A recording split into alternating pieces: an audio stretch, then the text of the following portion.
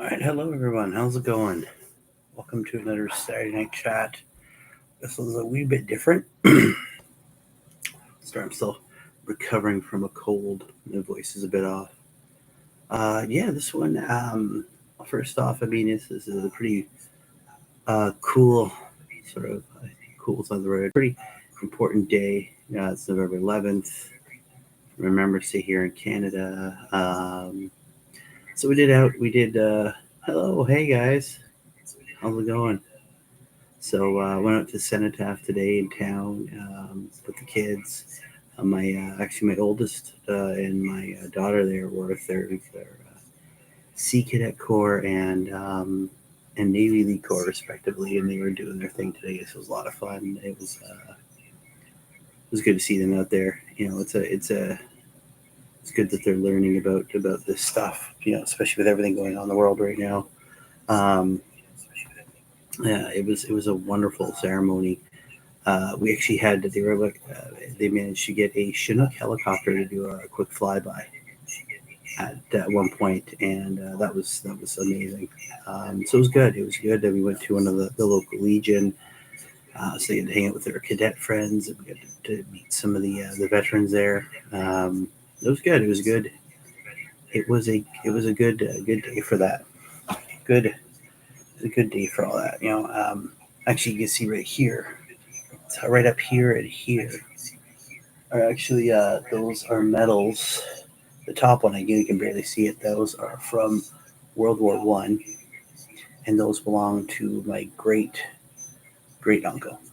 And these ones here from World War Two, these belong to my great uncle. So those are given to me a few years ago, actually. So this is it was fun. They're good. They're cool medals. These ones are all theater of war medals, and these ones are similar, but the World War II one, I've found out, um, sort of the World War One medals. There's actually a medal in there that was normally given to French nationals. So to actually see, and my great uncle was definitely not a foreign, like a French national. So I'm not sure where I got it. I looked it up, tried to find it. Um, Obviously there was a reason. I don't know what the reason was, but yes. So I've got a whole bunch of other cool stuff from. I have my dad gave me my grandfather's watch that he took while he was in the war. I've actually had a lot of family who participated in various wars. Obviously, my great uncle, my great uncle, my great uncle, um, on my maternal side. Um, my grandfather on my paternal side was with the Canadian Army Corps of Engineers. He was third wave on D-Day. My grandfather on my stepfather's side flew in the RAF. That's pretty cool. My wife's grandfather flew in the RAF at the same as well. I've got my grandfather's Bible. It's my dad still has a lot of stuff. He has my grandfather's uniform. And the really cool thing that I hope he never gets rid of, I know people have been asking for it. He has, excuse me, he has a knife, a U-boat commander ceremonial dagger, right? So he was on a boat. So again, this is what we come to understand from the stories I'm told. He was on a boat heading, not sure where, whether it was across the ocean or channels, what have you. And they forced a U-boat to surface, captured a U-boat, and he traded it for a pack of smokes or several packs of smokes. And so it's amazingly well crafted thing. I mean, you gotta take it for what it is. There's a lot of nautical themes to it, lots of gold, ivory in it. It's a well crafted dagger. Now, obviously, the time being the pommel at the end, which actually screws off, so you actually store stuff inside the handle. It has it has the big golden eagle with its claws wrapped around the Nazi symbol. Context: it was World War II. what are you gonna do? But yeah, so he has got that, and hopefully I'll be able to get that one day. I definitely want to keep that.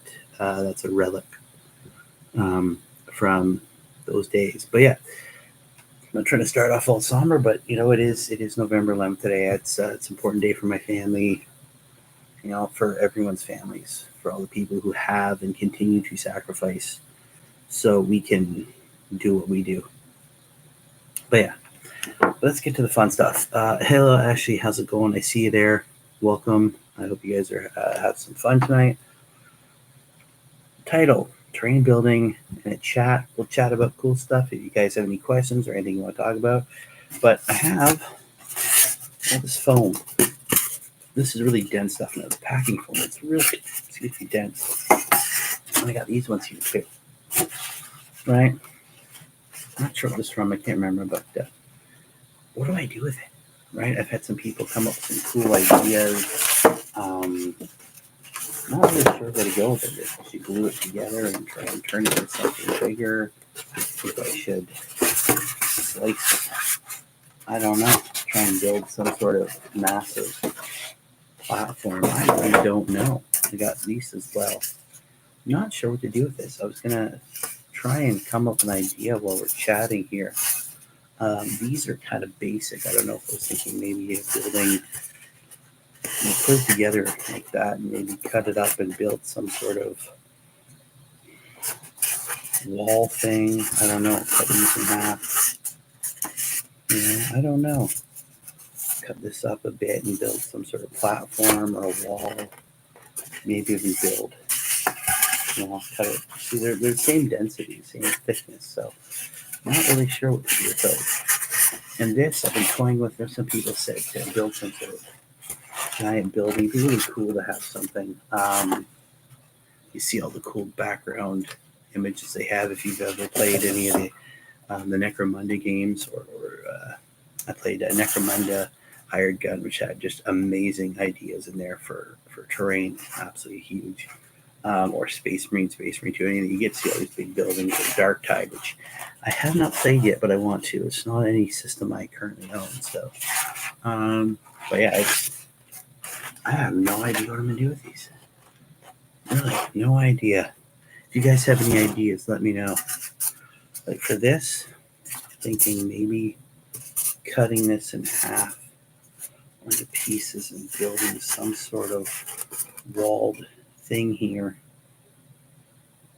I don't know. Yeah, building some sort of wall, another one on this side, and then maybe try and build maybe steps or something. Build some sort of step system, or maybe even better, cut it up and build like a tower, like stairs or something going up. I don't know.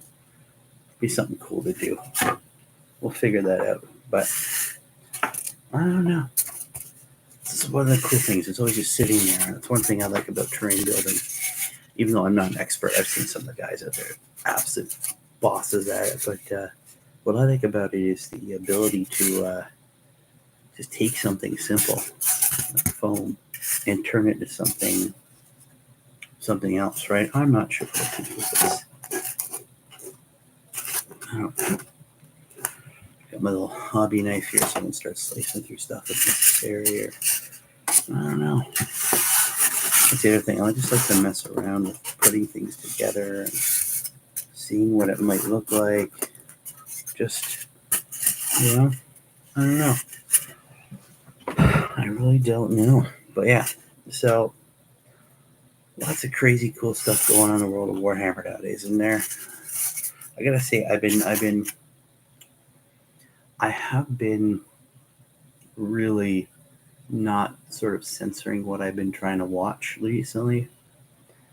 I find it's a negative experience. Lots of people out there whining and complaining. Some of them bring up some pretty good critical points, but I don't know. They're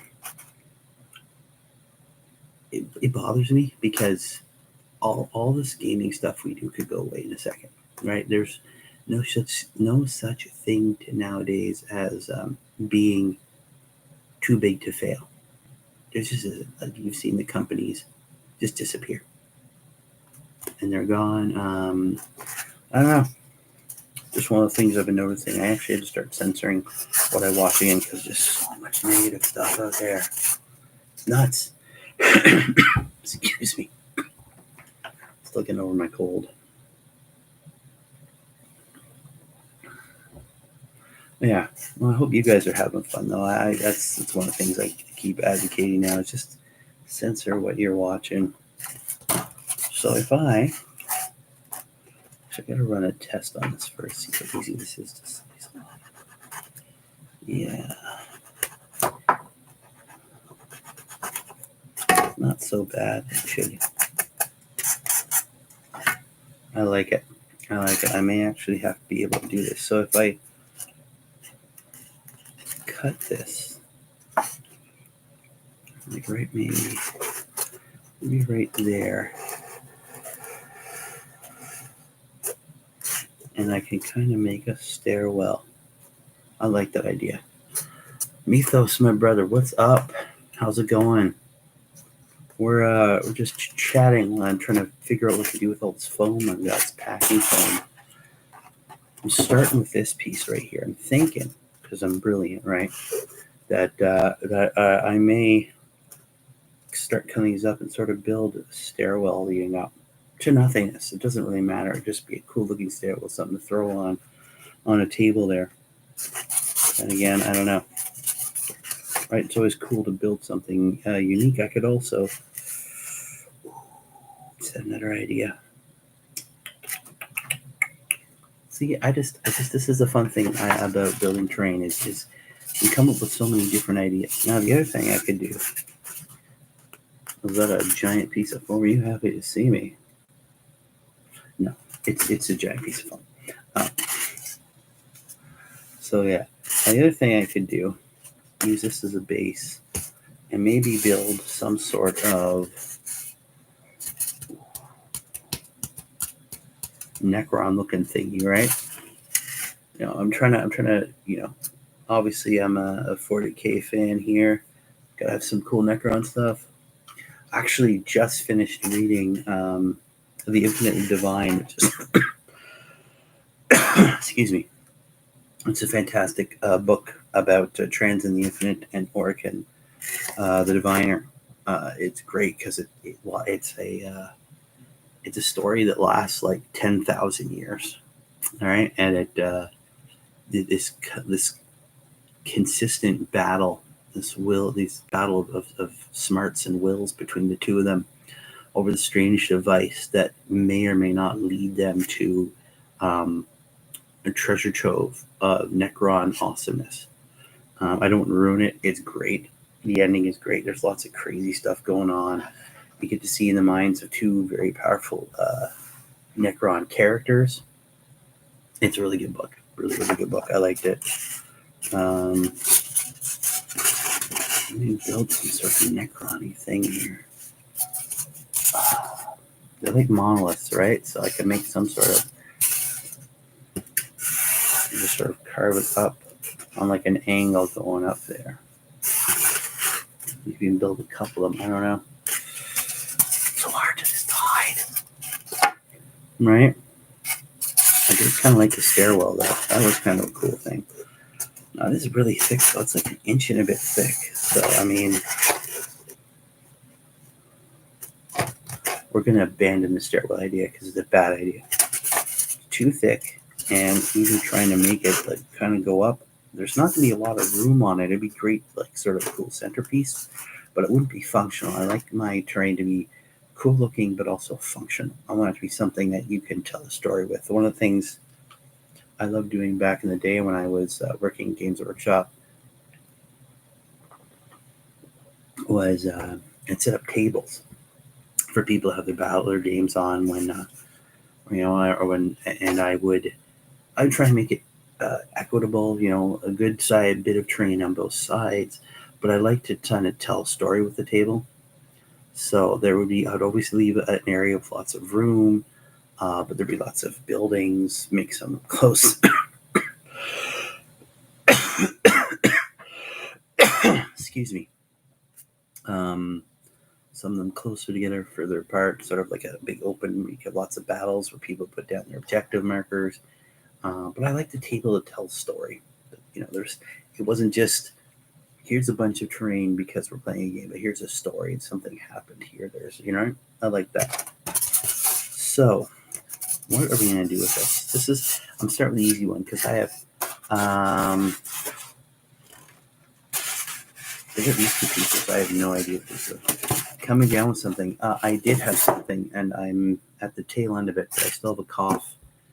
Excuse me, from time to time. And my voice is off right now, so. But, no, but thank you, though. No, I'm getting better. All right, what do I do with you? What do I do with you? I want to do something cool with you. Just don't know what. I just don't know what. I just don't know what to do with you. I like having, like I said, my terrain functional, but also looking really cool, right? Oh, thank you. I am getting better. Yeah, no, that's why I didn't do one last Saturday because I was sick. And nature of my job means I'm around lots and lots of people all the time. So, yeah, germs get spread pretty quick that way. Nothing horrible, just a cold. All right. What if I did? What if I did? Throw a bigger one in the middle. Let's do smaller ones. Would that allow me some space?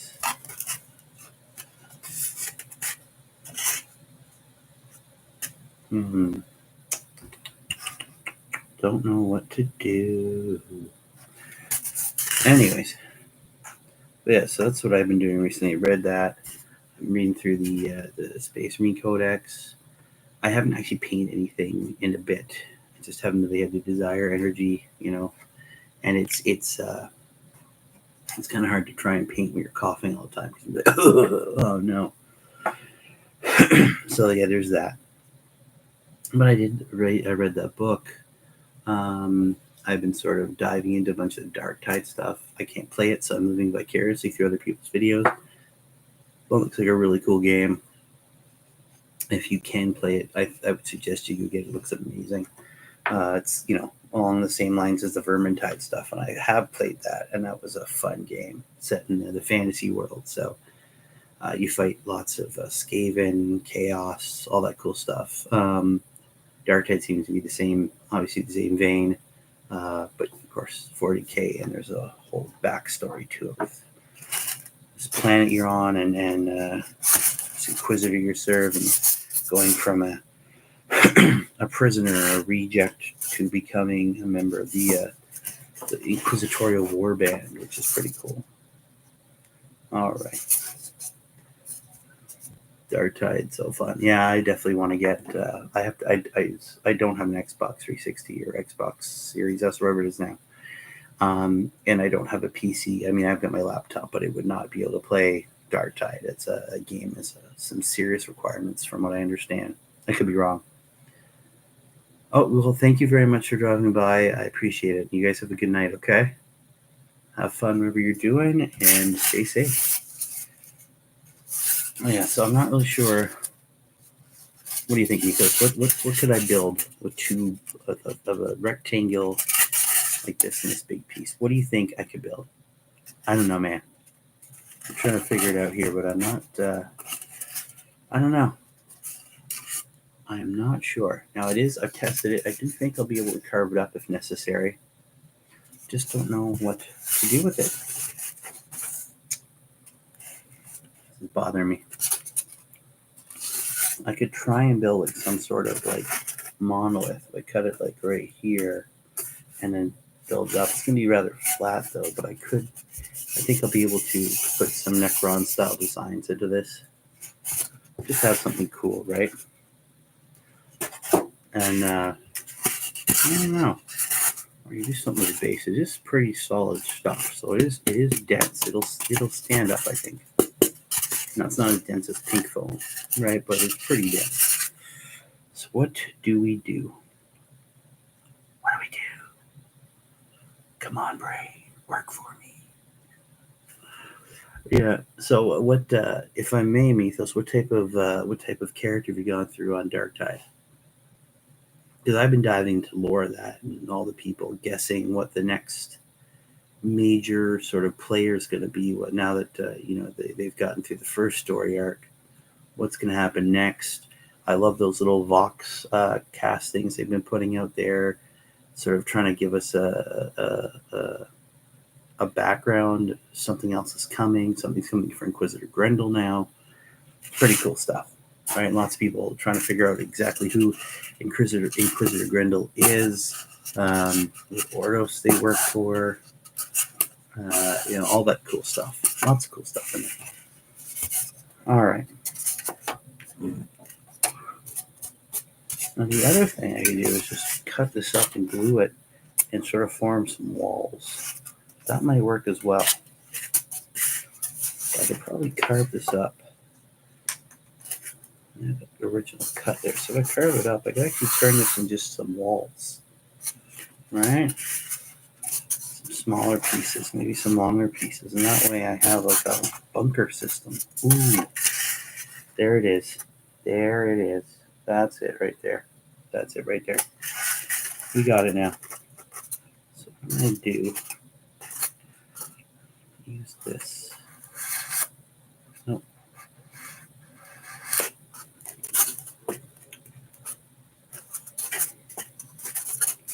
Yeah, I'm going to use this. I played all four, but my veterans and my zealot are the only ones I finished the game with so far. That's cool. Apparently, the next thing they call it the carnival. I saw something for it just today is going to add some more stuff for the skill tree for the veteran, right? So hopefully, did you like the Ogren? Are the Ogrens cool? I'm gonna try slicing through this. Trying our best to sort of keep a straight line here, and I'm failing horribly out. But that's okay. That is okay. That is okay. Just gonna slice through this. Yeah, I should definitely try and get that game. I don't know. Slice through this bad boy here. There we go. Perfect. I don't want to make too much of a mess, so we'll clear these ends off here. The only downside to working with this stuff is it is staticky and it sticks to everything. All right, so you know what? I'm thinking now, carve up these pieces, put them together in something of a bunker, right? Really easy, glue it together, and have a cool bunker system. A couple walls, carve out like that, even do it like that, smooth side. I was underwhelmed with the Ogre. They've been reworked since then, told much more satisfying. That's cool. I mean, I've watched people play. Did you like the story though? I mean, I know there's not much of one, but from what I understand, there is a bit of a story there, right? I think they're using these Vox things and the chatter that's going on while you're playing between the rejects to sort of tell a story. All right, so if I glue it like that, and I cut another one the same length, that works, I think. Yeah, that's going to work. I think that's going to work. I think that's going to work nicely.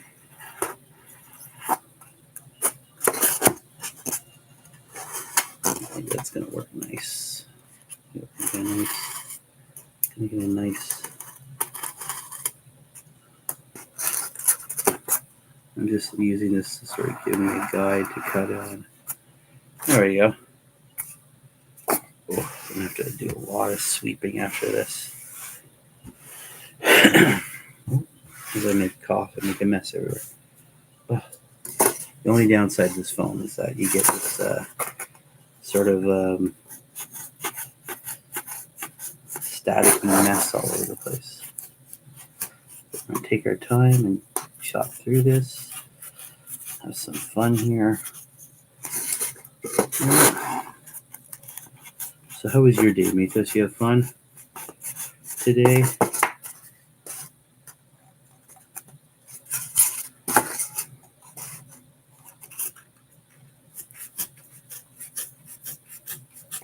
Slice through this here.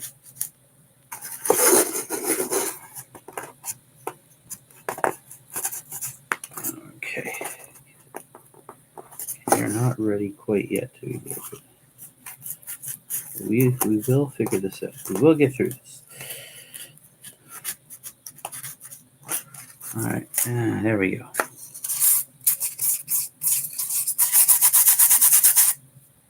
All right, that's better. So we got a couple of pieces now. Pretty much up to snuff. Try and level this out a bit. Oh, there's so much.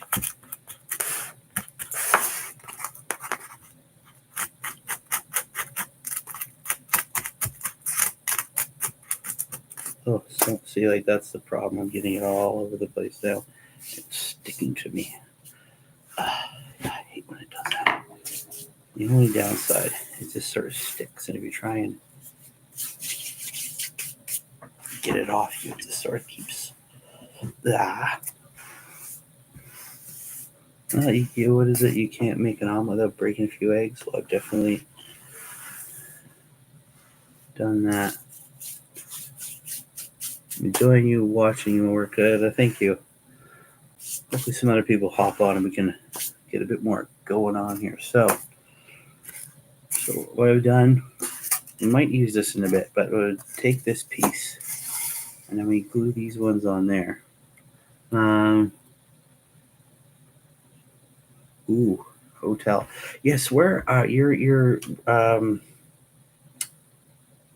I saw that picture. You're at a convention of some sort? I'm sorry. I've been this whole week with the cold. I have been out of touch with like everything. So if I missed something, I apologize. But yeah, you're at I saw the picture you took of dice, those metal dice. It looked really, really cool. Like wow. But yeah. So hey man, if you pop in now, that's fine. I get it. The Wi-Fi at most hotels is spectacular best. So if I it depends on how I want to do it. So I can do something like that, right? Just a nice little bunker thing there. Sort of build the frame for one. So I can do it like that, or I can make it a bit narrower, sort of like that. I don't know. Just trying to see that. See, that one seems like it could fit more, right? Or I could do something like that. It's a bit narrower, harder. I could do something like that.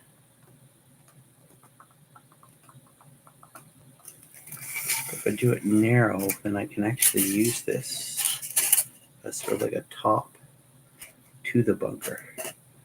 I kind of like that. I might go the more narrow route, like that, and then I can use this sort of like that as the top of the bunker, right? Sort of as a, let's see if I can get this up, sort of something like that. And that's rickety. And this could be removed, put the piece in, put it back on.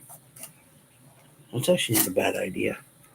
Now, of course, I can scar this up to make it look like it's taking hits and damage. But yeah, and I can do the same with these. Scar these up to make it look like they've had damage, and then hot glue gun them together. Actually, I may white glue them and use toothpicks to help secure them. I don't know. So we can do something like that. So that's cool. And then I can put this, like I said. All right, so we've got the walls there. Put this on as something of a lid for it. I put it this way, it doesn't work. It's going to fall through because it's literally the same. It's actually the same distance as the interior. So I'll put it like this, though. Then I have a ceiling, right? And I might actually have to cut some. Actually, if there's a way I could raise this up, Ooh, I like that. It's something small to sort of act as a raise up, and then you build an interior shelf in this. Oh, I don't know, man. That's good. What do you think if I raise that up, right? I'd like that. So if I find some pieces, I have lots of bits. I can use that to raise that up. And then put a, these are what, 2 inches thick, maybe a bit more. And then if I hit the halfway point, I could have a sort of stand in there. Models could fire out of it, and then you got this cool looking bunker. I like it. See, this is how this works. You think about it. So if you're new to building terrain, I should probably get back to this. I've been meaning to forever. And I can, it's all good. I'm an anime convention right now. I've got a yearly tradition bring. Oh, that's awesome. Yeah, it's a great tradition. Yeah, an anime convention. That's cool. That's awesome. Hey, that's a great tradition. Keep that going, man. Those traditions are important. But yeah. So if you're ever new at building terrain, right? Because terrain building it's rewarding as hell. It isn't always the easiest thing. Good Lord. But if you can get it, you just play around with things, right? Just started off as we started off at the beginning thinking that this was going to be like a stairwell of some sort of cool magical stairwell, so maybe a high-tech one. And then, we could maybe try and build some Necron monolith stuff. Well, that requires, me actually playing Necrons. I mean, I have a small Necron force. I should probably get that done. I have about, it's from the starter set, the recruit starter set from the last edition of the game. So I've got a Royal Warden, 10 Necron Warriors. I have 3 little Scarab Swarb guys to do up. So I should probably get those done. And then they're all done. Again, but this is the cool part. So I have to find some bits or something that I can raise us up with. I think I have just the things. So I'd raise this up so it's a raised top. And then I'd build a platform that could fit inside to raise my models up. So it looks like they're outside if you're firing away, right? And that way I've got this cool little bunker. I can cut the edges out, make it look like it's been damaged and fired upon. Right? I like that. See, it's simple. And this is basically the carving I'm going to do for now, right? Because this is basically, you've just got the frame, and that's cool. And I could actually finish it there, glue it together, paint it up, make it real quick. Excuse me, that's cool. But obviously, you want to take it to the next level. Again, like I said before, I like my terrain to tell a story. So I call this like recon bunker. I don't know, 1A, whatever, something like that. We give it a cool name, Imperial Recon Bunker, Alpha 1, right? Why not? And just get this up here. And of course, you probably want to glue the separators onto here so you can still take it on and off, right? Right? It's got form and function, right? And then you put a stand there at the proper distance so that whatever models you want can see out, and then boom, you put this on top. They can still see, enemies can see them, and it gives you a little something, right? I like that. So we're going to leave that one there. That's a cool piece. Again, so use your imagination. I've got smashed up buildings galore. Oh, my Lord. Oh, what a mess. I have to sweep this up or my wife will kill me. My wife is going to kill me.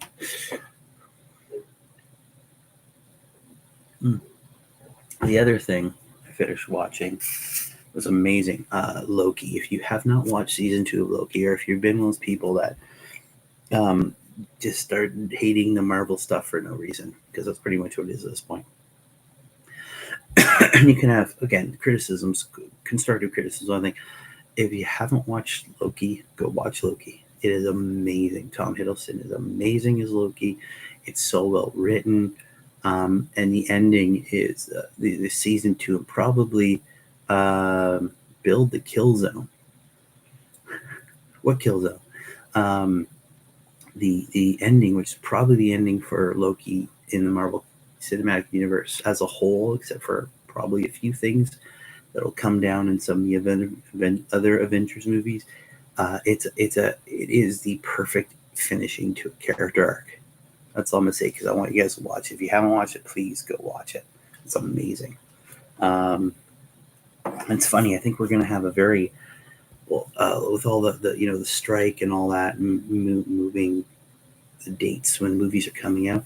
Looks like 2024 is going to be very light on Marvel fare. Like in terms of, I think, was it January we're getting Echo, and at some point we're getting Deadpool 3, and that's it for 2024. I'll binge on next year. You should, man. It's amazing. But I think that's a much needed break, because I know everything else will push back to 2025. So I think it's good. This is a break we're going to need, because they put a lot of stuff in. Some of it, I remember thinking it was bad. Like Hawkeye. Well, we had WandaVision, Hawkeye, She-Hulk, which was okay. She-Hulk was good. I get why people were upset about it, but I thought, it was good. And I remember reading the She-Hulk comic back in the 80s and 90s, and it flowed a lot like the She-Hulk comic, right? It was always a bit more comedic than serious. They've had serious. Oh, Eternals. Eternals was the biggest missed opportunity that they had, because I'm gonna go on a bit of a tangent here, because Eternals is the one that bothers me the most. And welcome, Hellchat. I'll see you there. Sorry, man. In the comic books, the Celestials came to Earth, and this is back when it was the caveman days, right? And they took, excuse me, they took groups of humans, and they turned some of them into Eternals, and some into the Deviants, right? And the Deviants did not look like the Deviants in the Eternals movie. They were monsters. They looked like the atypical sort of trolls and demons and monsters that humanity fears throughout the ages. But the other thing they did, and this is a key point for their story, is they seeded the gene pool of humanity with the potential, and that's what made Earth so special. It allowed damn it, excuse me.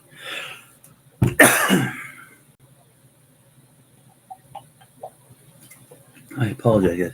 It allowed for the existence of people with an X gene. It allowed a young kid become a super soldier. It allowed a teenage boy to get bitten by a radioactive spider. It allowed a angry scientist who bombarded with gamma rays instead of being completely killed turns into a giant green rage monster. That was the thing now. So there was this great opportunity to have this big battle between Eternals and Deviants, and show the Eternals throughout the years, but also that ability to say, hey, look, there is a potential for mutants in the MCU, and it's built into the planet. It's what makes it so important. It's why the Earth is just such this important world in the Marvel comics, because you have the Captain Americas, you have the X-Men, the Fantastic Four, Spider-Man, the Hulk, all these people, right? So that was always something I found. It was such a missed opportunity. And I mean, I get why they did the whole, Tiamat coming of the planet, and the Celestials giving birth to new Celestials. It took something that could have been really meaningful and very important, and put the Eternals a very important spotlight, but then they decided to turn them into just really advanced versions of Vision, because that's what they were. The robots. They do their thing. The planet gets blown up. They get blown up, and then their consciousness, or basically their programming is just dumped into a new body, and the process starts all over again on another planet. I didn't like that. I don't know. I thought that was the biggest missed opportunity that Marvel's had so far with these movies. I'm hoping that Deadpool 3 is great. I know right now people are pooping all over the marbles without even seeing it. I don't, but everybody seems the reviews seem to be coming in, and it's not that bad. But I think it has more to do with the fact that people just don't seem to like Disney as a whole right now, and therefore anything that comes out is deemed to be trash, whether it is or not. They made mistakes, yes. Echo looks like it's going to be cool. I like the fact that they got Kingpin and Daredevil back, and Daredevil looks like he's wearing his red suit again instead of the red and yellow, which is really good. I always liked his red suit better. But we'll see. But I digress. That was just my little Marvel, because I'm a huge Marvel fan from way back in the early 80s when I was a kid. I got my first comic, which happened to be a Daredevil comic book, my first one, and then went from there into Spider-Man and then the X-Men and Wolverine and all that. Wolverine's my favorite character of all time, by the way.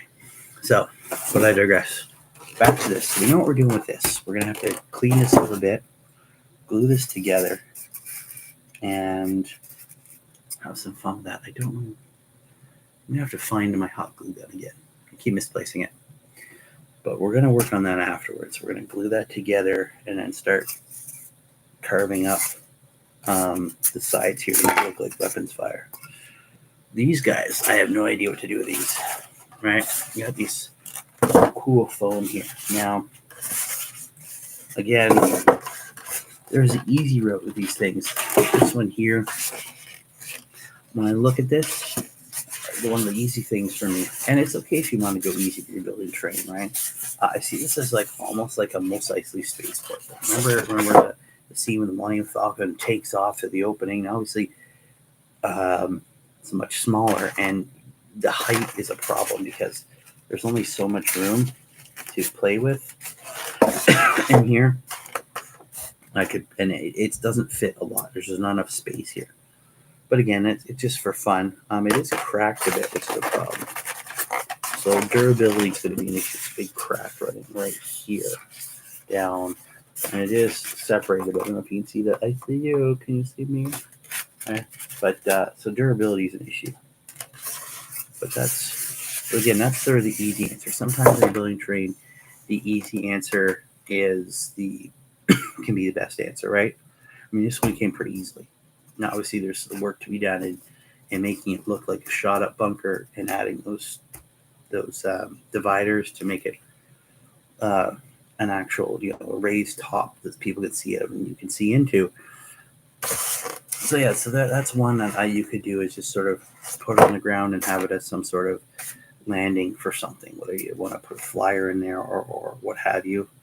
That's the easy one, but I'm not going to go easy on this. The other thing I do is maybe flip it over and use it as some sort of pool or a collection thing, whether it's you want to. Of course, I'd have to put a bottom on it and get into resins, and I don't want to do that. But it's something you can do to have some sort of reservoir or something to fight over, right?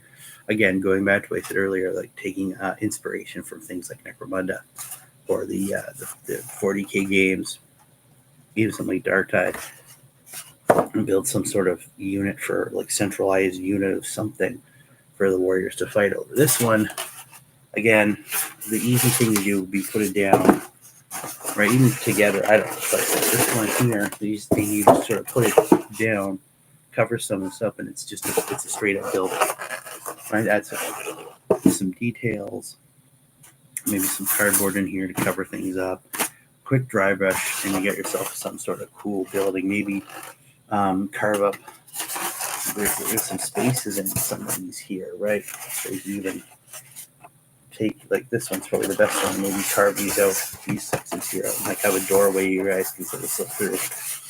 But just that, again, that's the easy route. I don't know. I had people saying I should try and carve something out and maybe carve like this ring out here. Try and carve that out and put it in here. I don't know. Again, this is where it's a bit more difficult. And I kind of want to, even the recommendations for maybe just gluing them together and sort of building some sort of super center, right? The problem with that is, it's kind of big and bulky. Now it looks cool. Even if I just build it with a simple building, we glue them together, it takes up a lot of space on the table, right? Which is cool. If you want like some sort of big building, if I put like some big building for them, for your armies to fight on top of or around, you can glue it together. You can sort of make these into doorways or windows or something. I don't know. Mess around with it for a bit. But yeah, this one I'm liking so far. So those of you just joining us. So if I the long one is the sort of glue this together, and this allows us to make a bunker. You put this on top with some sort of divider. I actually have some plastic washers or like dividers, but that big. If I put them on there, that would actually be enough to raise it up. So I could put it on top, have, whatever army you want firing out. Again, I kind of draw inspiration from second and third edition, where it wasn't so much fighting in cities or what have you. Like you see a lot now. I mean, they have amazing tables for all sorts of stuff. Of course, they use their own terrain. There's their company made terrain, but you'd have bunkers, and there's a lot of fighting in the wilderness. I remember a lot of the old the codexes and all the White Dwarfs. Everyone was fighting on green mats, right? All the bases were green, but you're fighting in forests, lots of forests, right? Pillboxes, yeah. So that's what I'm thinking, something like that. But yeah, so I'd put these dividers on, so this will float above it, and the gun in place would be cool, but then I have to get like a big gun to put in there, right? Now I could probably float this at the back that way instead, and have like the cannon sticking out or something, right? I don't have any big guns like that. Although I was looking at the Facebook Marketplace near where, and you can sort of shrink the size, and someone was living too far away, and I wouldn't shipped has got a the Deathcore Krieg. He's got one of the big Earthshaker cannons with the crew. The whole thing is resin. He's asking for like $100 for it. It's a little too pricey for me right now, but it'd be really cool to have just a big Earthshaker, right? But yeah, so I'm thinking the beautiful thing is I can have these. Once these spacers are put on, I can sort of put it to the front if I want, or put it to the back, right? So one thing I want to try doing first, I'm going to start with the top here, because it's always fun. I'm going to damage this up a little bit. So what I'm doing now, what are you guys excited for right now? What's your big thing? Your any good fluff lately, books, anything like that? Let me know. I'm just going to damage this up a bit here. I want to make sure this looks like it's been through a ringer. One of those positions that was held by, let's say, some guardsmen at one point, and then fell to the enemy, only to be recaptured again. Something cool like that. So we're just going to go across and damage up this ledge here. Just a little bit, nothing serious. I like this. This is just a Red Wolfsbane again. Which one is that? Wolfsbane. Is that 40K or is that Horus Heresy? Am I completely off? Which one is that? Or is that even 40K? I can't remember right now. My brain is still addled by what's left of my cold.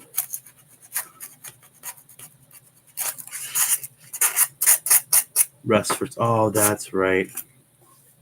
Right. I honestly wonder what they're going to do now that they've got they're at the very end of everything for the Horus Heresy. I wonder what they're going to do next. It's funny because we had that book series about the beast, sort of what happened afterwards, what sort of sent 40K into actually being 40K, dealing with an invasion of Terra by orcs. I wonder what their next big thing is going to be. I wonder how they're going to keep people's interest in playing the Horus Heresy game. Because I know it's weird, because especially in Canada, North America, US, when something ends, people lose interest really quickly. I remember, I was working for Games Workshop when the Lord of the Rings movies came out. The last movie came out, and we were selling things left, right, and center for Lord of the Rings, and even for a while afterwards. But then when the bubble burst, when Lord of the Rings was done officially, the movie came out. It'd been a year. Things dropped dramatically because people just weren't interested anymore. Right? They were excited because they had the movies to watch. I mean, the movies are still amazingly wonderful, and I love watching them again and again and again. But when the bubble burst, it was noticeable. We went from, you'd be sitting there, and every week when the shipment came in, you'd be getting lots of the ring stuff, and all of a sudden it stopped, and the money stopped flowing from it as much, which was it was hard to see. I remember the second time I worked at Games Workshop, I can count on one hand the amount of times I actually sold something from in store for Lord of the Rings, or The Hobbit as they were calling it at that time, because that was a big thing. No, that wasn't the same. The movies weren't as good. People just weren't feeling it the same way. That's my opinion about the movies, by the way. But I remember people going, "No, I don't." It didn't help that when they brought it, they have several campaigns during after the Siege of Hair. Well, hopefully, I think it's going to be interesting to see what they decide to do. I think it's going to be. I mean, definitely, if they want to do something like the Scouring afterwards, when basically Gulliman took over and said, sending all the Marines out to hunt down the traitor legions, chase them in the Eye of Terror. That could be a big deal. Now that we've got in the game, and we've got Horus Ascendant, and now we've seen Fulgrim Ascended, and it'll be cool to see what else they do. Right now, just going around here, etching out bits here to make it look like it's been damaged a bit. Nothing serious. Just want to make it look. So yeah, so that's what you can do with the top right there. So I've just gone around and I've notched out a bit there. I'm going to do this side as well. Maybe do the under parts. That way you get the look of chunks coming out, bolter rounds, or las cannons, missiles, whatever, blasting into it and taking chunks off. Right? That's cool. That's what you kind of want to see. You want something a little bit more torn up. Now, the back end, I'm going to leave a little bit less so I can kind of tell what the front and the back is. Let's do a little bit here. Nothing serious. Just a little bit here and there.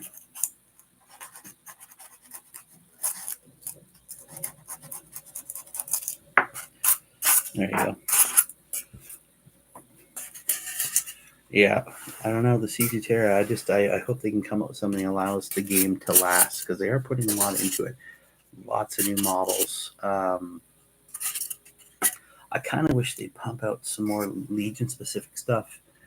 They're taking motivation from Diablo and doing a Tree of Whispers. What is a Tree of Whispers? You're going to have to tell me.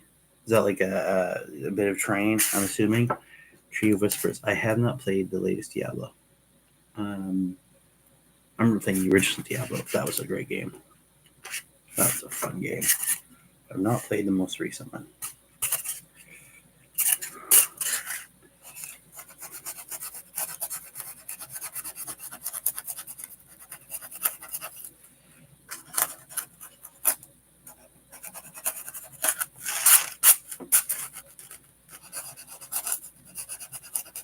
Just gonna try and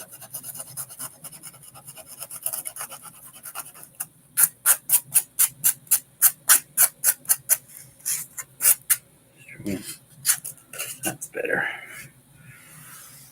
Giant alien tree, old tree, bunch of heads. Oh, there you go. Heads hanging from branches. That's what could possibly go wrong with that. Ugh, good lord. I hate this part. Fuck. Sticks to everything. So for the under part here, I've actually cleaned that off. I've actually done a whole ton line for just little parts because this is where a lot of fire is going to be coming. So this is not just me in the front of the bunker. People are shooting at that hole, trying to take out the people shooting in. So you want to put a lot more damage there. I'm going to do the same on the back, on the sides here. The back I'm going to leave alone for the most part because that's not going to get really shot at all, right? With a bunch of big runestones and torches. That's cool. I'm wrong with some torches. Yeah.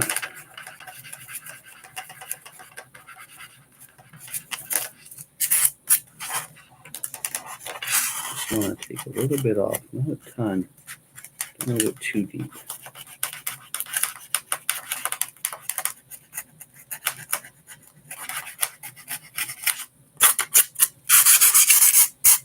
Get the stuff off there. Perfect. All right, and then do the same on the other side here. Just don't want to take a lot off, just a little bit. Show there's wear and tear and gunfire and all that good stuff.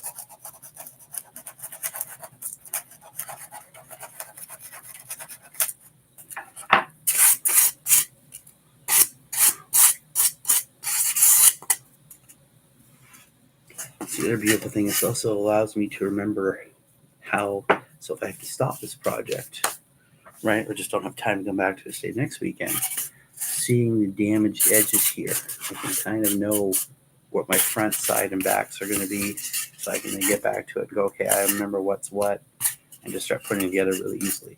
I'm going to do the same on these. So the longer piece here, this longer piece here is going to be the front wall, right? And then these ones will be the sides.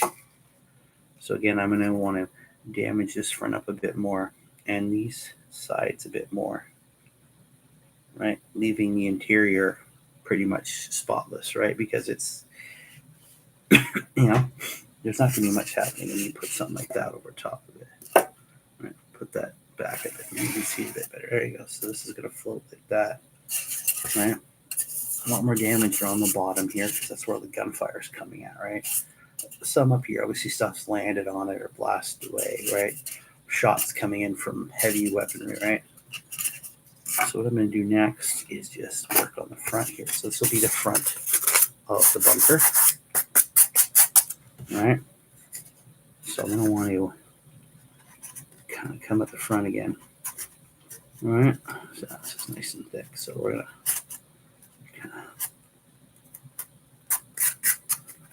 cut that away.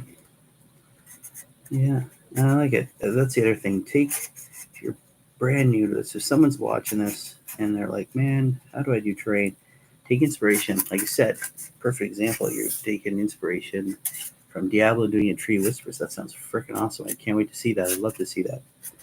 Trees with heads sounds very demonic and evil, and right? Nothing wrong with a little. Oh, this is denser stuff than I thought it would be. That's okay, though. That's okay.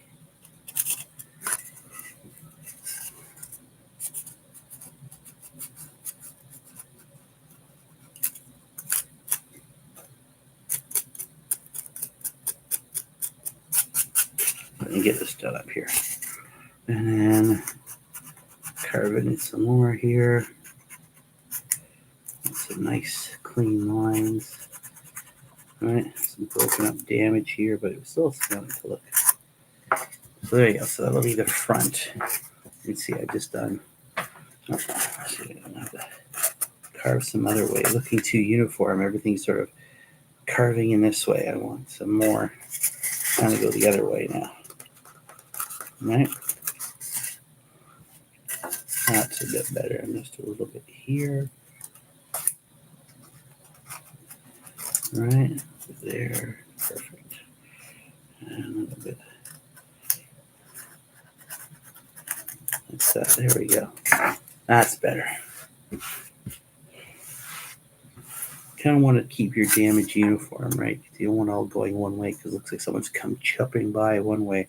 So you want to look the other way. The shots are coming through, right? So that'll be the front. And these will be my sides. Oh, I like this. This is a good idea. Glad I did this tonight. Hope you guys are enjoying this. I want to use it with my lost company of Space Will, so not to corn. But boys are still loyalists. Are you sure? When you put loyalists into quotations, makes me wonder. You know, be careful, or a vindicator will come for you. Right? You don't want that to happen. You want to tick off the Inquisition. Bad stuff happens to people who tick off the Inquisition. All right, so let's see here. I already got some start here, so I use this side. There you go.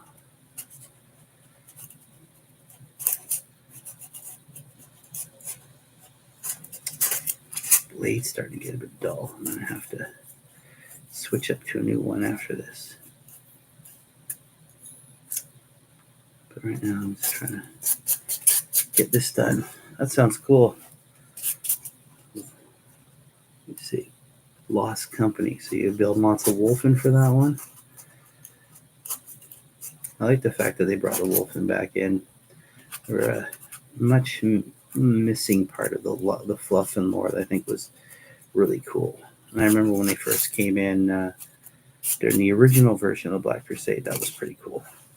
It was cool to see a legion of, not legion, well, a bunch of Space Wolf heroes all together in one spot. I actually had a 13th Company army at one point, and it was a kick-ass army, right? Lots of cool characters. Lots of cool characters fighting each other, and it was cool to see this sort of sneaky part. I remember there's an awesome battle report. I'm trying to find the White Dwarf. There's a huge battle report they did. Over 2 books. This is during the original version of United Terror. And they had a main table, the Dark Angels and Cadians, because that's where anything in one. So you still see, yeah, he did. Yeah, yeah, I remember that. I remember that fluff to Logan telling the Inquisition off after the Battle for Armageddon. The battle port was cool because they had a whole bunch of tables. On the main table was Abaddon and his forces fighting off against the Dark Angels and Cadians. It was cool because that was the first time we had Khazarkin. They had their own special army rules, and they had Khazarkin, and they were different from Stormtroopers, right? Very different from Stormtroopers. But then you had the Ulthway army, the Lost and Damned, Space Wolves. Yeah, it was cool, right? And they're all unique. Yeah, you had an Ulthway army, which was very cool, the Space Wolves.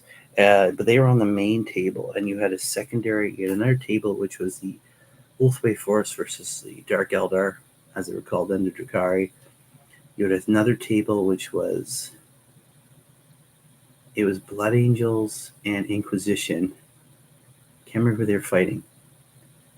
And then there was a third table, or by that time a fourth table. See, the main table, which is a big battle for a basilica. Abaddon wanted to spoil it, hence the name. I was like, and the Dark Angels and Cadians were up to stop him. You had a secondary table, which was Ulthway versus the Drukhari. You had a third table, which was the Blood Angels and with Inquisition allies, or I think it was Inquisition with, hello, Mr. Hobbyton. Good evening to yourself. Thank you for tuning in. It was Blood Angels Inquisition against something, I can't remember. And then the last table was the Lost of Dam versus the Space Wolves. Yes, it is 12. Yes, good morning, sir. Good morning. And so on all those tables, actually all the good guys won. So Ulthway won, the Blood Angels won, and the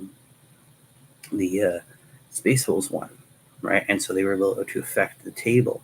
So I know in the Space Wolf one, they were actually fighting with Thunderhawk. And so when they won, they actually had to bring Thunderhawk to the main table and have the Space Wolves come in and start clearing house there. Mogan Ra popped up and tried to take out Abaddon, but failed. The Blood Angels came onto the table as well as reinforcements. The table looked amazing. Armies everywhere. In the end, They failed on the main table. Abaddon was able to spoil the Basilica and get out of there, even though the Dark Angels were everywhere. And the Cadians, they finally were able to push in, but it was too little, too late. It was a great battle. Loved it. And of course, the Space Wolves. They were an army of heroes, right? Like all your units, even your instead of great hunters, you had great slayers. They multiple attacks and access to really cool gear, and you had a rune priest who could teleport. Of course, the Wolfen, which were nasty. Lots of attacks.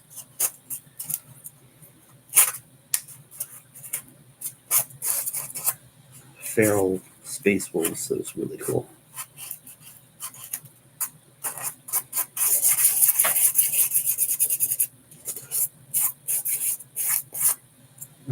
Okay, almost done this wall here. But yeah.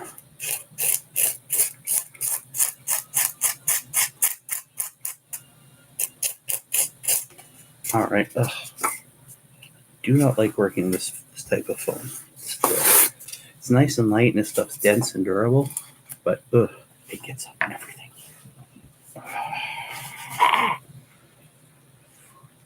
Anyways, so where was it? Okay, so we've got. Let me clean the knife off here. So we've got these. We're building terrain, by the way, if you haven't guessed. So, this actually was one big piece of foam at one point. Sliced it up, adding some damage to it now. We're going to have that as the front piece. I'm not bringing it back so you can see it there. All right. Let me adjust this. There we go. And then we can have these glued on. We're going to have a bunker. Now I'm going to have to find some plastic, some thick black plastics bits I can use to separate this and sort of have a box. This will float up there. I'll have to put a level in here, like an actual full. I'll find something to put in here, glue it in to make this to allow the models to be peering above. But that way we have a bunker, right? So I'm adding some battle damage to the front, right? Also lets me know which is the front and back of this. So there's lots more damage on the front and sides and less on the back. Put a lot of damage in here. Right, as reflect the, and again doing battle damage on the sides and the front. That way, it looks like it's been shot up. Right, so it'll float like that. The models can shoot in. I'm gonna have to. I'll drill in some holes here to make it look like rounds hitting but not penetrating, and obviously put in some sort of imperial or maybe even a reticle insignias on there. Like that's a position that's been lost and taken and lost and retaken. And then we'll do something like that there. I like that. Again, that was the idea. And we went through earlier. We did the. I at one point was going to use this as a base, and then maybe cut this up and maybe like a stairway going up, or even thought of maybe doing some Necron monolith type stuff. But then I realized now that if you make it into a cool bunker, it looks cool that way. I like it. So that's what we're making. We're making a bunker out of these pieces. And then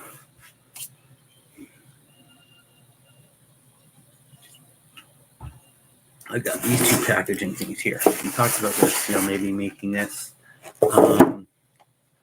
some form of, so, if you want to take the easy route, when I see this and put it down on the table, I kind of get like multi-sleeve spaceport vibes from like some sort of just really easy, you paint it up, maybe add some doors here or something, but you put it down. It's like a landing pad. So someone lands in here, crews get out, lots of cover. That's the easy way. You couldn't land much in here with the 40K. Like nothing's going to fit in here, right? That's actually like a flyer. Nothing's going to fit in here properly. It's just too big, right? But again, that's the easy route. I'm still thinking about it. A little damage. This bigger piece here. Again, the easy route, you just put it down. It's a big building. You cover up the holes in it, throw some paint on it. You're done. But yeah, nothing wrong with the easy route, right? If you just want to get something looking cool on the table. But again, I could carve through some of these sections here, make like a doorway. These two here, they actually join up. I even people tell me just to put the two together like that. Right, so line it up and just make a big building. Right, boom. Got some doorways to try to carve up some doorways or something. Right, and then like that. Carve up some doorways here. I've got something there. Or paint stuff in to make it look like just a big building, and you just got a big thing taking up space. I don't know. I'm still working on those too because I really don't know what to do with it. Right. Because space is a premium on the tables, right? Do you want to have something that can tell a story but not take up too much room? This is kind of cool because it won't take up a ton of room, and at the same time it'll be cool. And there's a whole, sort of form over function thing you want to talk about, right? So I'm gonna put that. That'll get put together like that. Sort of floating top, all right, like that. I think that's gonna be cool. That's. Of course, I'm going to have to find my glue gun. I have a glue gun. Actually, can't use super glue on it. I may have to use hot glue gun or maybe even white glue. I don't know. I'll have to test on another piece somewhere, see if I can see what happens. But yeah, I'll have to glue those on so it floats. Put something in the middle, like a piece of a very strong, foam board or something in the middle there. Sort of have everything leveled up, so that models can see out, and then you get yourself a cool bunker. I like it. I like it a lot. Yeah, so we're going to have fun with that after. Oh, got so much cleaning up to do. Only problem. Now, this is cool. This foam's pretty good. It's pretty dense. Much more. This is pretty dense stuff. Those ones aren't as dense. It kind of makes me, it's not as good. But the problem is you get all this leftovers that stick to everything. But yeah, we've also been chatting about some 40K stuff, some Marvel stuff. I saw the season and probably series finale of Loki, which was amazing. You'll see lots of them between where I'm doing a project all year called Year of the Wolf, shooting for a minute of 500 points a month. That's cool. Go for it, man. 500 points. That's amazing.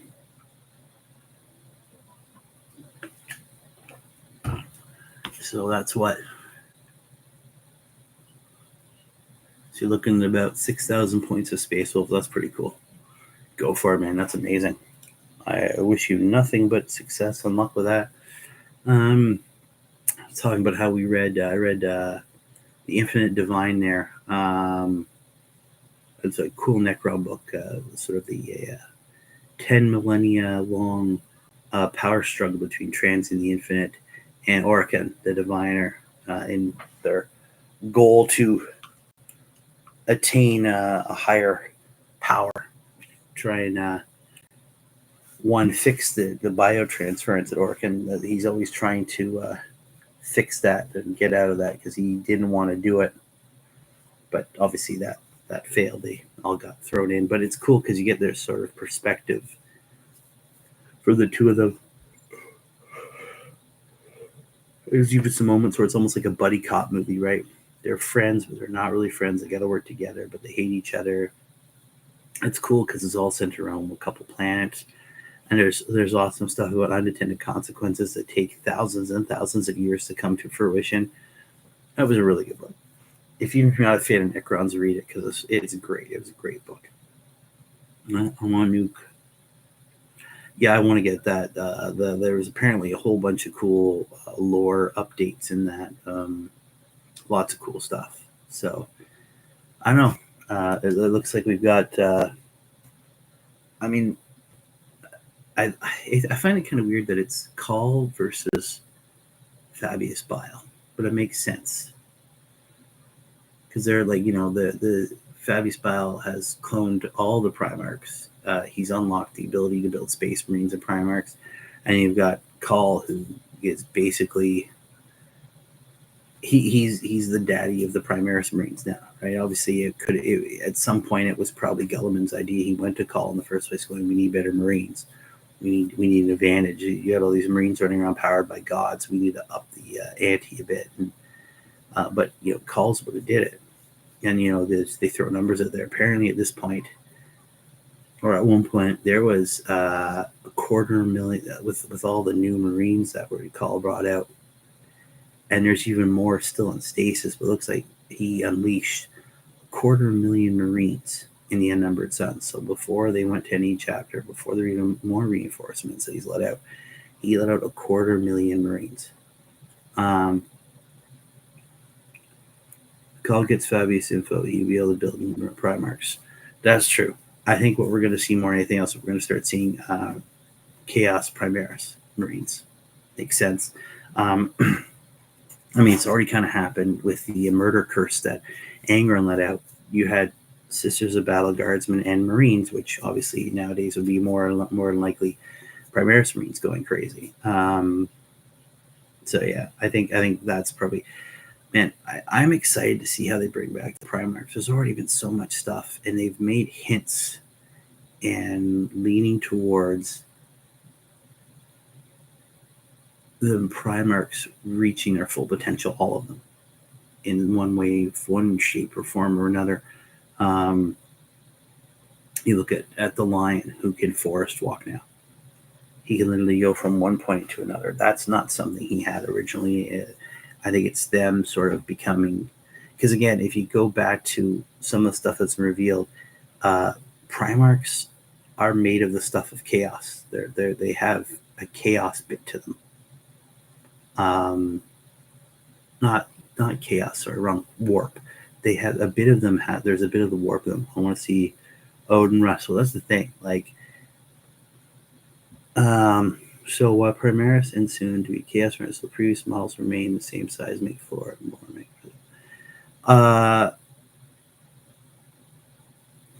I'm just trying to think here. I know when they did the new Legionnaires and the Havocs and all the new stuff, they upsized them. They are bigger than old school models. Everything's gotten bigger now, right? They are bigger. So who knows? I don't know what we're going to see for Primaris. Again, I'm just assuming. What we've seen, obviously, we've seen what happens with, we've got Angron and Magnus and Alfarius as the Chaos Primarchs. See what they look like, what happens when they become Demon Primarchs. Gulliman's pretty kick-ass, just being Gulliman. I think he's got some sort of special power coming to him, too. Because one of the things that they mention, that'd be a big model, man. I've kind of already got something like that with all the Gravis stuff. They're pretty huge. Not as big, but excuse me. What was I saying?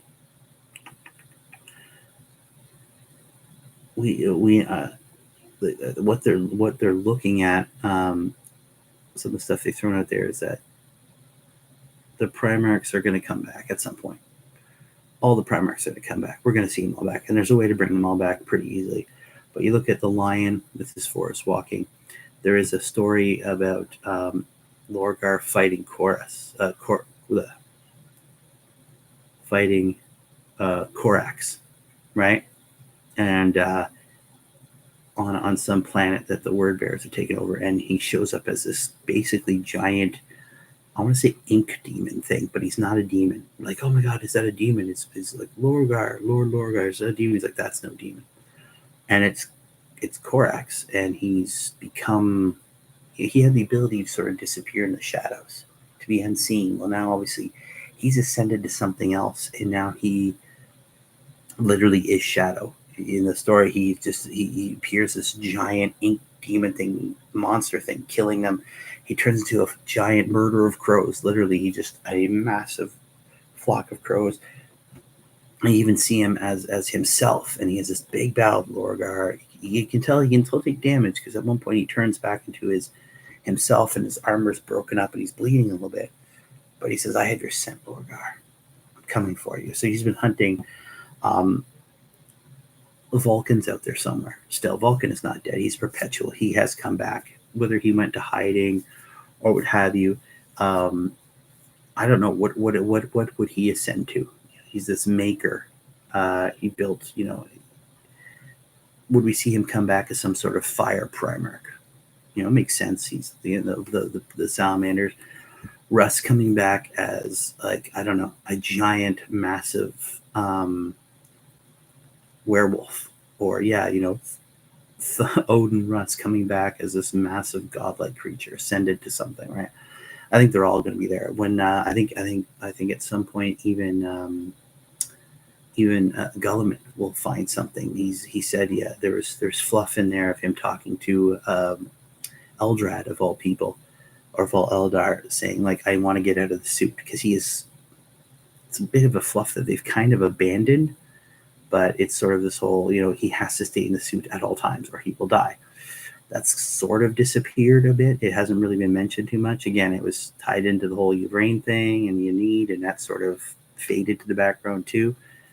But he said, but Eldred said he could get out of it. It will be the most difficult soul shatter thing he'll have to do, but he can do it. And when he comes out the other side, he'll be even more powerful for it. Right? What it sounded like is when he was stabbed, it didn't just do damage to his body. Like when he was injured by Demon Prince Fulgrim with the dagger, right? It almost killed him, but it sounds like it also did damage to his soul, right? Again, I don't know. It's one of those weird things. It's a bit of fluff that's sort of like I thought after he saw the Emperor. Yeah. Again, I'm not sure. They've sort of. It's one of those things that sort of disappeared, right? It's like, oh, here's a bit of fluff, and then it's never mentioned again.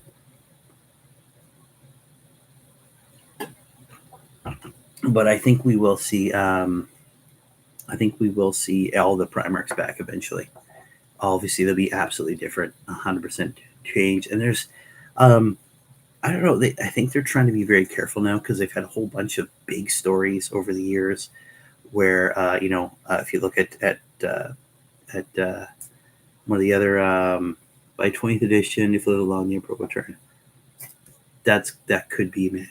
I think eventually it'll get back to the Emperor returning, because I mean they've put a lot of stuff out there, especially recently. Things like there's a clone of Fulgrim out there, a perfect clone, untainted by chaos, who knows what the other Fulgrim did, and he's now in the hands of Trance of the Infinite. They've basically resolved what the Terminus edict is that's on Titan, right? Yeah, he's got flesh growing in by 10th edition. I hope Russ isn't a big world. I'd rather him more like Odin Wise. Yeah, I think I was just throwing that out there. I don't think they're going to make him a big werewolf, right? I don't. The Terminus Decree is basically this virus that would kill all Space Marines. All Space Marines would be dead. That was sort of the thing. Again, the Emperor, it makes sense that there'd be a Terminus Decree for Space Marines. He did wipe out the Thunder Warriors. It would kill all Space Marines. No, it could probably kill all Chaos Space Marines. Imagine the entire force of all the Traitor Legions gone, but at the same time, every Loyalist Space Marine Legion gone, or chapter gone, right? Poof. Right? So they put that weapon out there. You've got the King in Yellow, with a massive army and a hidden off sub-universe, right? There's all these really major things they put out there. And they got to be really careful with them, because if they go too far with these, I mean, it's one thing like what they did with Warhammer Fantasy Battle to destroy a world. Like, I never thought they'd actually do it end times where they'd actually blow up the old world, but they did. Now they came up with something bigger with the realms, the Age of Sigmar and all these different realms, all these gates to them. And, the first big battles of the Age of Sigmar is to get your armies in there, the Stormcast to save, to open up these portals, to open up these realms and bring all the new armies and new versions of old armies and characters back in. But to end an entire galaxy would be something else. I would think when they really want to change up 40K, I mean, they've already changed up a lot. They really want to change the story. The Emperor coming back would be the end of Warhammer 40,000 as we knew it. And then it would become Warhammer whatever, right? You have Warhammer Fantasy Battle became Warhammer Age of Sigmar. They call it Warhammer Age of the Emperor, right? I mean, that's the easy way out. But I think if the Emperor did return, it would be the end of 40K as we know it, because that would be the end of the Astronomicon, it would be the end of the Imperium. And basically you'd be fighting the Great Crusade all over again. But this time, with all the new stuff, right? I think that's pretty much how, to me, anyways, that's my opinion. Is that's how they would end 40K as the story is now. The Emperor coming back, the Primarchs coming back, all the Traitor Legions, Loyalist Legions, or chapters, whatever you want to call them, would have a Primarch. You'd have all these cool stuff, and it'd be like, okay, the Emperor's back. What do you do now? You could have stories of the hey, you're back, awesome, welcome back, guys. I mean, what do you do after that point? Well, you could have all these stories of the Marines, these chapters with their Primarchs return, fighting their way to Terra, getting back to Terra, and then freeing Terra, freeing the Sol System, and then basically sort of giving hope back to 40K. It's kind of what they did with the Age of Sigmar, right? The end times, it was the end. The stories were really depressing. They were dark, they were depressing. The Big Bang ending, Loyalists versus Chaos, Tau and Eldar sit back, popcorn orcs fighting both sides. Could work, yeah. Man, the orcs. I mean, I remember like the end times was it was dark, depressing. There was betrayal, chaos winning everywhere, characters hiding in pocket dimensions and slipping through time. I mean, you had Gotrek and Felix, I think, had the most depressing end of all in those books, where they fighting in the end times. Felix loses his family; they're all dead, and he and Gotrek gets trapped in a cave. And they think, okay, well, this is the end. At least I have my best friend with me. Only for a portal of some sort to open, and the dwarf god there, one of their dwarf gods who you never saw, but they're there, basically tells Gotrek, hey, you're coming with me. You're almost one of us now. And just pulling Gotrek out, and then the portal closes, leaving poor Felix to die horribly in a cave. Like, it was so depressing. And then when they started up with the Age of Sigmar, again, it starts on pretty like, oh, chaos is everywhere. There's a bit of a history. Sigmar rebuilt everything. It was good for a while. He and Gorka Morka and what's his name there? The god of the undead. Anyways, you know what I'm talking about. They were all on the same side, and everything fell apart. Chaos took over. Blah blah blah blah blah. But then it's called the Age of Sigmar because Sigmar's back, and he's got his Stormcast Eternals, and this is a moment of hope. Here come the good guys, riding literal bolts of lightning on the battlefield to save the day. Really cool. 40K sort of means the same thing. They kind of, I remember seeing someone talking about it's still grimdark. Yes, it's absolutely grimdark, but they've added a little bit of hope back into it because it's like, oh man, everything's going bad. Abaddon's destroyed Cadia, right? There's a massive, they did a bunch of them too. I'm gonna go. All right, man. Have a good night. We'll see you later. Thanks for joining in. Even leading up to like 8th edition. Here's the Planet of the Sorcerers back. Magnus and Alfarius are back. It's really bad. Then 8th, it's like, okay, well, there's a little bit of hope, right? They start off with, oh my God, it's the, Cadia's gone. It's been destroyed. Its heroes killed. And then even with the Eldar, it's, oh man, Bialtan is wrecked. Yes, we may have some hope, but it's bad. And then, of course, Rise of Primarch, and there's this shining light at the end with like, okay, the Eldar have a new power. Cadia has fallen, but they're still fighting there. And now we have a Primarch for the Loyalists. So it's pretty big. It's a pretty big deal. So I think what they're trying to do, again, I think for 40K ending, it would have to be with the Return of the Emperor. And then the new game would be the Emperor's back. Go, right? It's a brand new start, right? Maybe getting a way of redoing everything. We're going to do Great Crusade 2.0. This time it's going to work. God, there's so much, like, again, that's the danger of all the new fluff they've been throwing around recently. There's a lot of it is game ending stuff. One of the other things that I've heard thrown around, I don't know if I haven't read it myself, but I've heard it enough times, I'm thinking it's probably true fluff, that Gulliman's walking around with the Emperor's Sword. And the Emperor's Sword is one of those weapons that can actually give a demon a true death. Like, not just like, oh, it got killed, it's banished back the warp, it comes back. It's like a true death. It's done, it's dead. And he's, one of the cool things about demons, though, is they exist at all points in time, right? Because that's the way the warp is, right? So, for instance, when Slaanesh was born, there was no Slaanesh before him, but the minute he was born, Slaanesh exists in the past, he exists in the future. That's the way the warp is. You exist at all points, at all the time, right? So demons can pop up here and there, right? And everywhere. So they're not temporally linear like we are, right?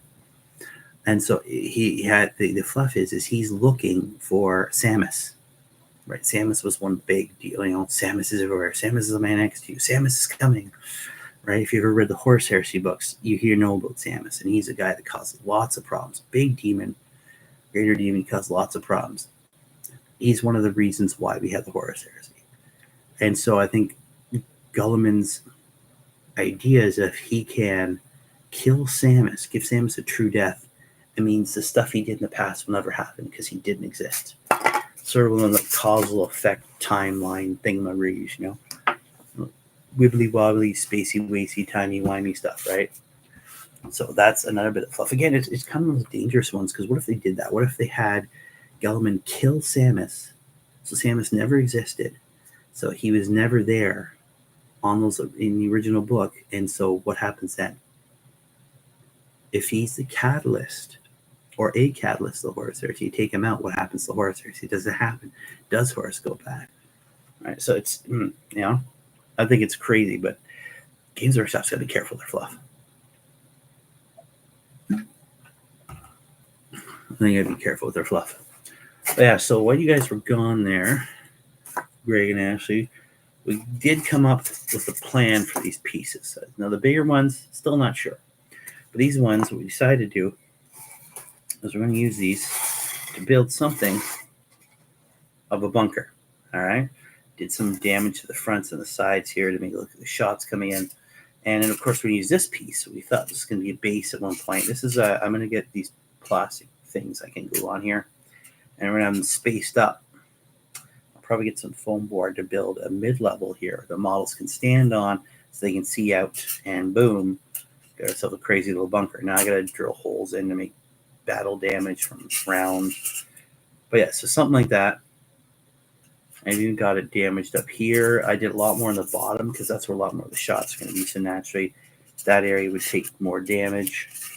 It also lets me know with the front, a lot more damage, less damage, and back. And we'll have it floating like that, right? Thank you. Yeah, no. So I'm going to have to glue that together. Maybe some more battle damage on it. But yeah, so that's the start. I'm going to have to find those spacers. I have some washers from stuff that are thick enough that I might be able to lift it up enough. I don't know. So the models can see out. And then I can even put it back here, maybe turn it into a big gun in place, maybe even take it off. I have some big, indirect fire weapon there. A big earth shaker can or something. That should work, hopefully. Yeah. I thought maybe making it wider, but then this doesn't really work. So I think we're going to go for the bit more narrow and with this at the top. I like that. I think that's going to look great. But yeah, so that's what we've done with that. I have a big mess to clean up after the stream. Don't like this foam. But yeah, this big one's here. Yeah, this big piece here. Big honking piece. Not really sure what I'm going to do with that. Not really sure how I want to build a building of some sort, flip it around and maybe build some sort of industrial, maybe like a giant that molten something or other. This piece here, I'd say people should build, but maybe it's a giant building, sort of something to fight over. This one, like I said before, a couple times now, when I put this down flat, just the way the design is, I get like Mos Eisley spaceport vibes from it, from like Star Wars, right? Like a big opening for a landing pad, right? It's a bit too small for that. I don't think any flyer would actually fit in here, right? Obviously, that'd be for big spaceships like the Millennium Falcon taking off. But I don't know. Again, I'm not really sure what to do with this. Again, the other thing was I had an idea of making this some sort of sort of a vat of something, or maybe a control room, right? Just put a base, something on the bottom, just a floor, because there is some stuff here that you can have seating here, build you paint on or build control panels, right? Some sort of maybe a control room to fight over. I don't know. I'm still not sure what to do with these guys, big guys. But these smaller guys, at least we know what we're doing with this. Right, and just doing bulk damage it might be harder on this one, I think. I usually just do the twist method, just put it in and twist. I don't know if it's going to respond the same. I might actually have to do a bit more, because it just sort of twists around. It doesn't actually take anything out. I might actually have to do a full twist like that to get some damage, or actually carve some holes out.